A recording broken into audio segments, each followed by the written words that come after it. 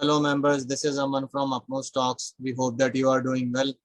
तो जिस स्टॉक को हम लोग आज कवर करने वाले हैं स्टॉक एनालिसिस में, उसका नाम है हिंदुजा ग्लोबल सॉल्यूशंस। इस स्टॉक के फंडामेंटल्स कुछ पर्टिकुलर पार्ट काफी अच्छे हैं। अगर आप स्टडी करना चाहते हैं तो आप काफी सारे ऑनलाइन टूल्स अवेलेबल है जहाँ पे आपको डिटेल्स मिल जाएंगे इस कंपनी के बारे में। तो आप वहां से इस कंपनी की इन्फॉर्मेशन एक्सट्रैक्ट कर सकते हैं और इस कंपनी के फंडामेंटल्स को स्टडी कर सकते हैं। तो इस स्टॉक को हम लोग टेक्निकल बेसिस पे क्यों कवर कर रहे हैं उसको समझ लेते हैं। इस स्टॉक ने दो प्राइस पॉइंट्स का ब्रेकआउट दिया है।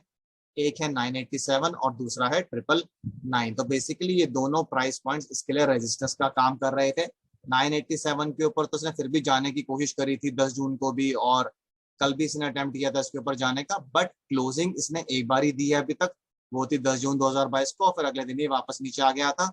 बट आज इसने क्या किया है, आज इसने 987 को भी तोड़ दिया है और 999 को भी तोड़ दिया है और फाइनली इन दोनों प्राइस लेवल्स के ऊपर क्लोज कर दिया है। तो इसने ब्रेकआउट तो दे दिया है। अब हमें ये देखना है कि क्या ये इस ब्रेकआउट को होल्ड करता है या कल वापस नीचे गिर जाता है या फिर एक दो दिन नाटक करता है और फिर वापस नीचे गिरता है। तो बेसिकली अभी स्टॉक में ऊपर की तरफ क्या टारगेट्स निकल कर आ रहे हैं वो हम डिस्कस कर लेते हैं। तो उसके लिए हम एक पैटर्न को यूज करेंगे, टेक्निकल पैटर्न को। उसका नाम है असेंडिंग ट्रायंगल पैटर्न। इस केस में हम दो डिफरेंट असेंडिंग ट्रायंगल पैटर्न्स को डिस्कस कर रहे हैं। आप एक छोटा ले लीजिए और एक बड़ा ले लीजिए।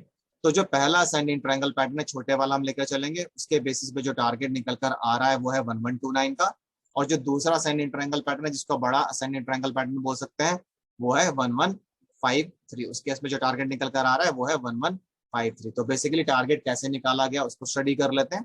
पहले आपको ब्रेकआउट प्राइस को आइडेंटिफाई करना पड़ेगा। तो असेंडिंग ट्रायंगल 1 की जो ब्रेकआउट प्राइस है दैट इज 987, और जो विड्थ है उसकी असेंडिंग ट्रायंगल 1 की आपको उसको आइडेंटिफाई करना पड़ेगा और इस ब्रेकआउट प्राइस में ऐड करना पड़ेगा। तो जो विड्थ है असेंडिंग ट्रायंगल 1 की वो है 142 रुपीज। तो 987 प्लस 142 इज इक्वल टू 1129। और जो दूसरा असेंडिंग ट्रायंगल है उसकी जो ब्रेकआउट प्राइस है दैट इज 999, और जो उसकी विड्थ है दैट इज 154 रुपीज। अगेन आप इन दोनों वैल्यूज को सम अप करेंगे तो आपको टारगेट मिल जाएगा 1153 का। तो असेंडिंग ट्रायंगल 1 के बेसिस पे जो टारगेट निकल कर आ रहा है वो है 1129, और असेंडिंग ट्रायंगल 2 के बेसिस पे जो टारगेट निकल कर आ रहा है वो है 1153। अब इसमें एक और चीज भी देखने वाली है, वो ये है कि एक पर्टिकुलर चैनल में भी ऑपरेट कर रहा है। आप देख सकते हैं कि इसको इस पर्टिकुलर लाइन पे जो ये अपर बैंड है चैनल का, यहाँ पर इसको रेजिस्टेंस मिलती है, ये वापस नीचे आता है। इस लोअर बैंड पे इसको सपोर्ट मिलता है कहीं ना कहीं और ये वापस घूम जाता है। तो ऐसा भी हो सकता है कि स्टॉक जब अब ऊपर जाने की कोशिश करेगा तो इसको इस पर्टिकुलर लाइन पे यानी कि upper band of the channel पे रेजिस्टेंस मिले। तो अब हमारे लिए इंपॉर्टेंट हो जाता है कि हम रेजिस्टेंस लेवल्स को डिस्कस कर लें कि स्टॉक कहाँ कहाँ पर अटक सकता है अगर ये ऊपर जाने की कोशिश करता है। तो जो पहला लेवल है जहां पर ये अटकेगा वो है 1019 का। तो 1019 कैसे निकाला गया, ये आज की हाईएस्ट प्राइस है स्टॉक की, इसका हाई है आज का ये।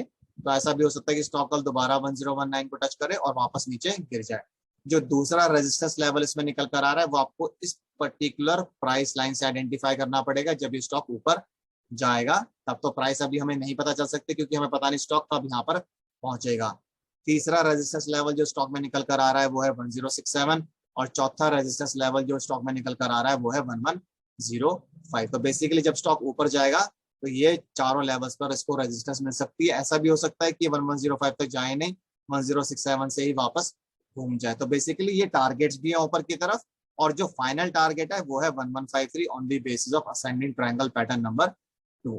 तो ये चैनल भी हम लोगों ने डिस्कस कर लिया और हम लोगों ने असेंडिंग ट्रायंगल पैटर्न को भी डिस्कस कर लिया। अब इंपॉर्टेंट बात यह आती है कि मान लीजिए ब्रेकआउट फेल हो जाता है तो उस केस में क्या होगा। अगर ब्रेकआउट फेल हो जाता है तो स्टॉक को आइडियली पहला सपोर्ट मिलना चाहिए 999 की प्राइस पे। अगर स्टॉक 999 को तोड़ देता है तो फिर दूसरा सपोर्ट 987 पे, और अगर ये 987 को भी तोड़ देता है तो फिर स्टॉक को इस पर्टिकुलर लाइन पर तो सपोर्ट मिलना ही मिलना चाहिए क्योंकि एक अपवर्ड स्लोपिंग ट्रेंड लाइन है। ये लोअर बैंड भी है चैनल का और ये असेंडिंग ट्रायंगल की अपवर्ड स्लोपिंग ट्रेंड लाइन है। तो यहाँ पर जब स्टॉक नीचे गिरेगा तो हो सकता है इस पर्टिकुलर लाइन पर उसको सपोर्ट मिल जाए। बट अगर स्टॉक इस पर्टिकुलर लाइन के नीचे क्लोज करना शुरू कर देगा फिर इसमें और भी वीकनेस आ सकती है, वो हम बाद में डिस्कस कर सकते हैं। एज ऑफ नाउ ऊपर की तरफ हमने आपको टारगेट बता दिए, नीचे की तरफ इमीडिएट सपोर्ट हमने आपको बता दिए प्राइस पे 999, 987 और फिर ये पर्टिकुलर लाइन। तो अगर आपको स्टॉक से रिलेटेड कुछ भी कंसर्न्स, क्वेरीज या सजेशंस हो तो आप कमेंट बॉक्स में डाल सकते हैं, हम उनका रिप्लाई करने की कोशिश करेंगे जल्दी से जल्दी। और इसी के साथ मैं इस वीडियो को एंड करूंगा। This is Aman signing off, bye, take care.